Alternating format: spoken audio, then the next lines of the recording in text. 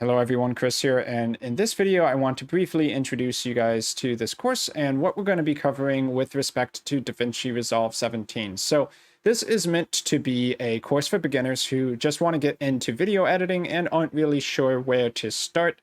DaVinci Resolve 17 is the tool of choice as a free video editor. It is extremely solid. It does have a premium paid version. Now, as far as what we're going to cover in this course, first we're going to be starting with how to import videos, put them on the timeline, do basic edits like cut and trim. Later, we're going to be talking about how to add simple title effects and to create some for your own. We'll even be diving into Resolve's Fusion page as well, which is the way that you create your own custom effects inside of Resolve. So that's great for creating titles or more complicated effects, and you can also combine multiple effects on the Fusion page to basically create what you need. It's very flexible. We'll also be talking about how to animate properties with keyframing. So you might notice over on the inspector over here, these little diamonds. Almost every property inside of Resolve for your video clips and your effects are actually customizable. You can animate them, which is very handy. On the color page of Resolve, we'll be talking about basic color grading concepts like lookup tables, and how you can use tools like the power window to mask parts of your video clips for when you want to apply certain effects to them, like a blur, for instance, which can also include tracking a person's face, like right here, as the guy moves across the shot. The little mask power window here follows him.